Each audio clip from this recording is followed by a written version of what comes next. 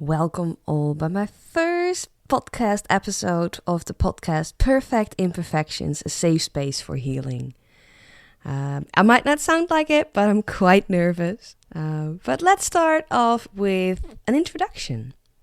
Who am I? My name is Evita van Eelen. I am 34 years old, currently still. I live in Leiden. I'm single. Leiden is in the Netherlands, which is in Europe. I have a bachelor's degree in history from the University of Leiden. I am multi-talented. I'm a natural storyteller. I have my own business where I, amongst others, create intuitively chosen personalized crystal jewelry. I record audio, just like I'm doing now. I'm actually working on multiple projects right now, whereas the podcast is one of them.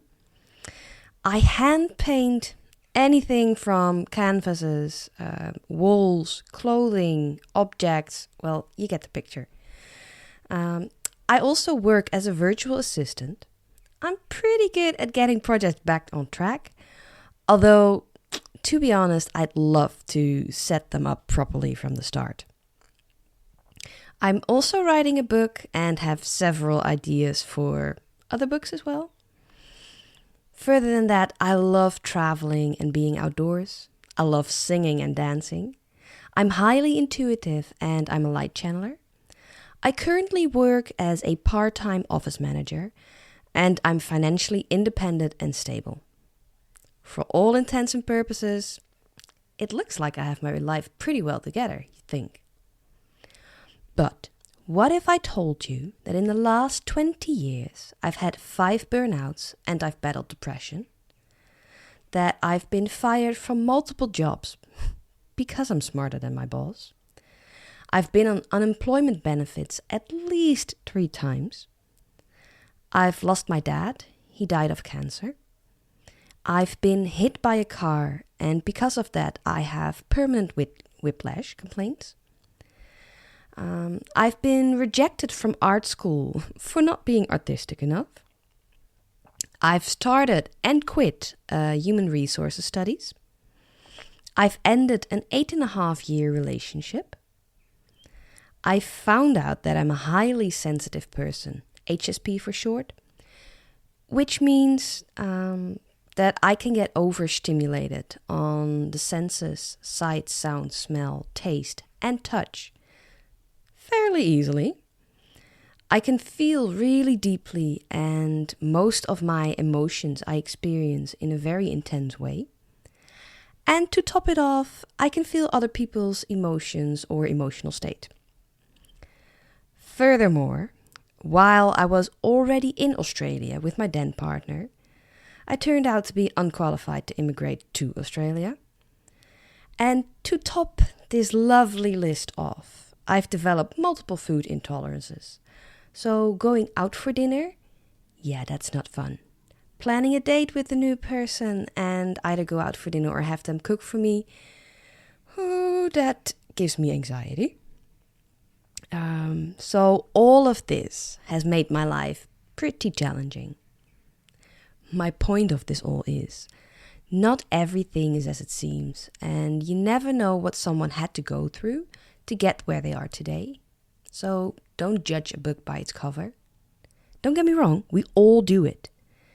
But isn't life much more interesting if we stop judging?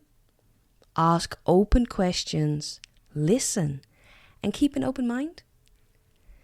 Well, in my case, you get to find out why I am the person I am today and who I am, as I'll be sharing my story in this podcast with you. Why, you might ask? Well, during a lot of adversary situations, I felt extremely alone. Emotionally speaking, that is. Because don't get me wrong, I've always had support from friends and family, but that doesn't mean that I felt emotionally safe or supported. That resulted in me feeling extremely lonely and always feeling and thinking that I was the weirdest person in a group. Didn't matter if the group consisted of 3 people or 50 people. And because I felt that I was the odd one out and emotionally unsafe, I never really shared what I was going through when I was going through it.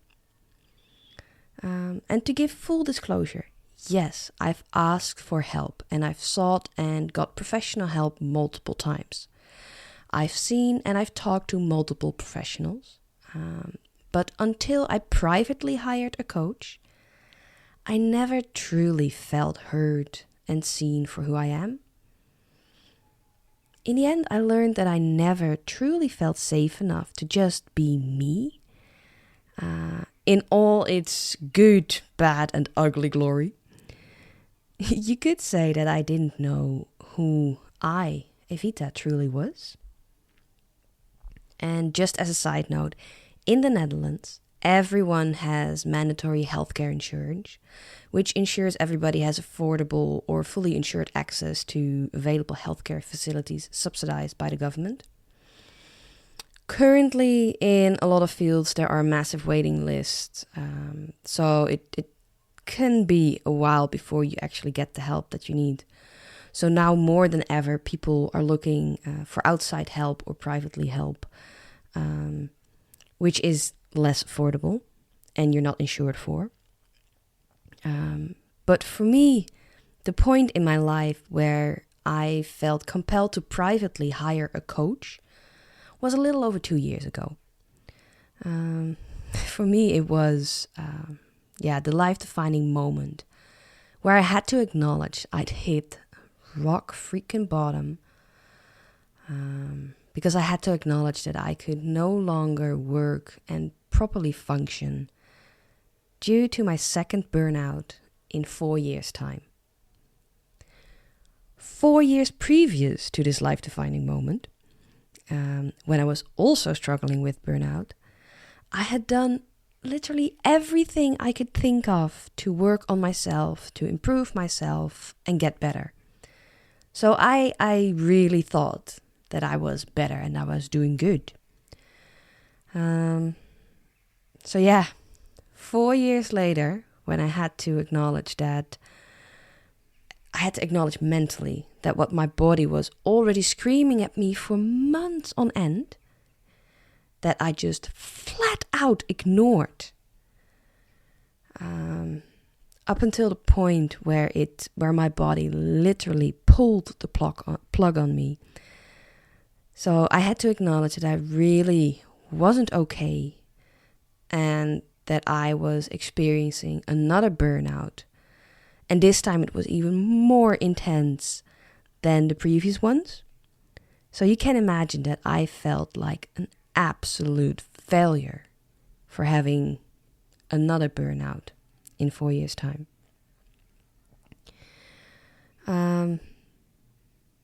It really felt that I was at the lowest point in my life.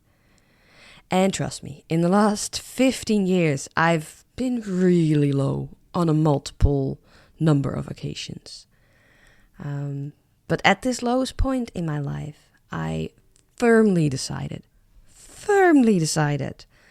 that something had to change, that I had to change, because I truly couldn't go on living like this.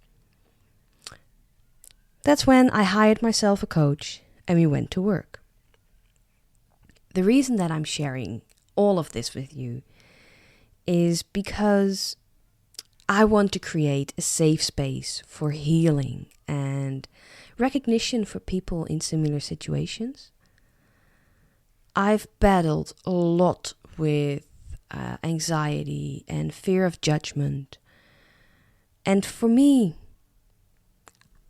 I really feel the need to talk about it, to put it out in the open there, and to provide a safe space where there is no judgment. While sharing my story, I will be touching and talking about the subjects that many people, at least from what I've experienced, that many people don't know, won't or can't talk about. Because when I share parts of my story face to face with people, I usually find out that a lot of people simply don't know how to talk about subjects that call forth really strong emotions, or that feel sensitive, or that make them feel vulnerable. I've also learned that a lot of people are scared to talk about things, for instance, like experiencing a burnout, due to shame, anxiety, fear of judgment. And like I already said, feelings of shame, anxiety, and fear of judgment, not just fear in general, but mostly fear of judgment.